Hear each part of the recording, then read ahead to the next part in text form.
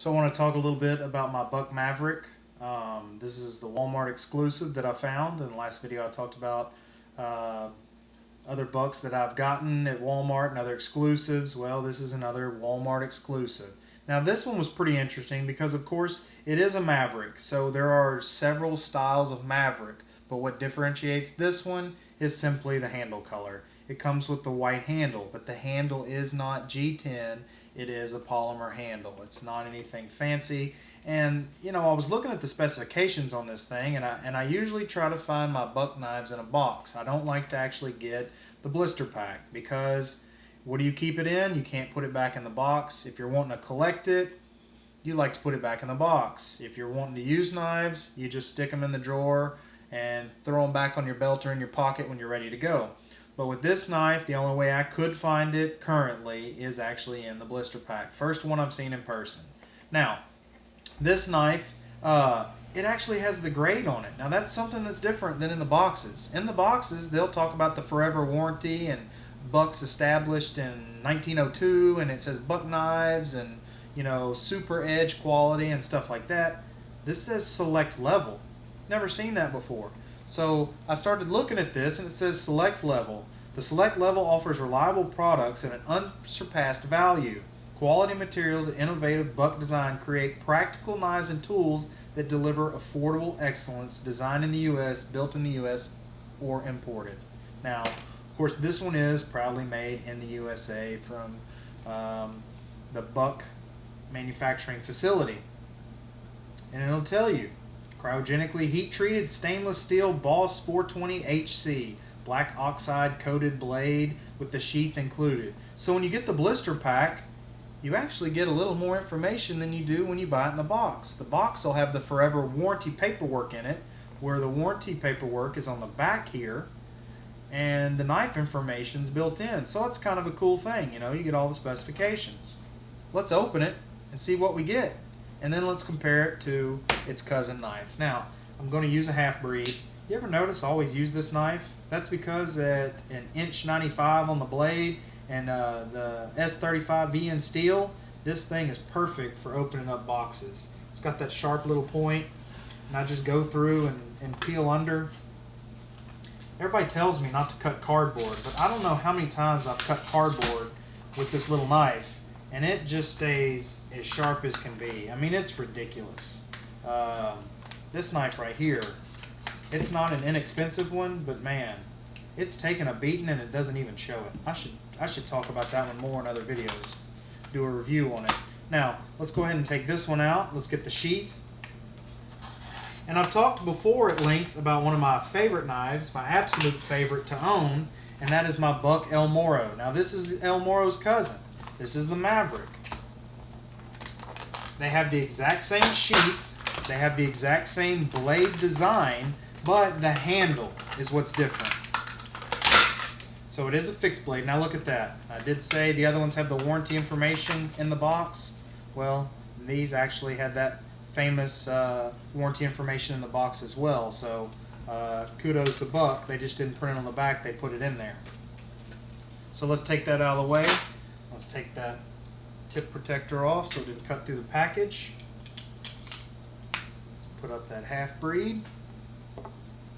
And let's take a look at the Maverik.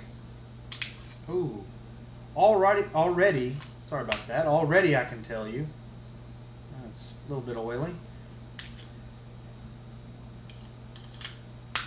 I get it. I know why they have the El Morro now. The Maverik and the El Morro. Look at that. I just happened to reach over here, and what do I have? But my favorite buck of all time, the Maverik. Look at that. Coming out of the sheath, the design of the handle makes a huge difference. Now notice how the curvature of this butt of this handle, it's got jimping on there. That's really nice. That's a nice addition. It's got jimping all over it. I mean, look at that. It's not as natural. The straight handle on this, notice how they cut that off and put the jimping there. It's more natural for me to take it out of the sheath. I get it. Okay, so a redesign that was needed. Now, holding this knife, that's pretty cool. Okay, That's a good grip on there. That's that 420 HC, but it's got the black oxide finish. Now this one, man, I can get it out of the sheath so much easier. It is also 420 HC. Notice those blades, they are cousins, of course. They both have the polymer handles, not the G10 scales. The rivets are in different places.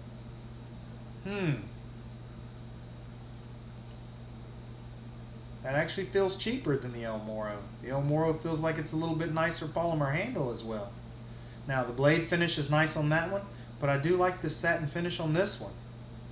Holding them, that cutout for my pinky right there, compared to that coming down, that's awkward.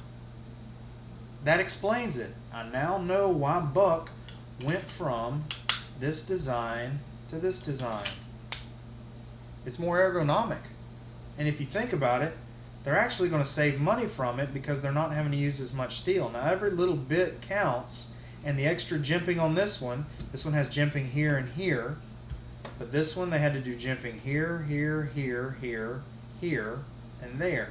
That is extra work that they have to put into the knife. Now the top of them, let's take a look at the jimping on top. The exact same jimping on top, the exact same cutout, the same template as far as at the beginning of the knife. That's going to be less material used to produce this than this, and they didn't do the oxide finish, so that saves them money on that. I really do love this knife. This is a really great knife, the 857, as opposed to 877 Maverik. Now, guess what? As I mentioned before, this one at Walmart averages anywhere from $24 to $30 depending on which Walmart you go to. I got this one for less than $15. I know why, because Walmart's probably not going to carry them anymore. They're really hard to find in store. I mean, it's just hit or miss. The fact that so many people go to the Walmart I go to and purchase knives is probably why they're shipping knives to that Walmart for sale. But why? What is black on my finger? Did that come from this knife? For some reason, I'm getting a black residue on my finger. Maybe that's just the oxide finish. Maybe it has to be cleaned off. I don't know. Careful not to cut myself. Sure enough, look at that. I don't think the camera will pick it up, but wow. As I rub my thumb on that, I'm getting a little bit of the black finish, and it's actually wearing off the knife. So maybe that's an acid dip finish or something on that oxide, because it seems to be wearing off a little bit. I mean, if you look right there,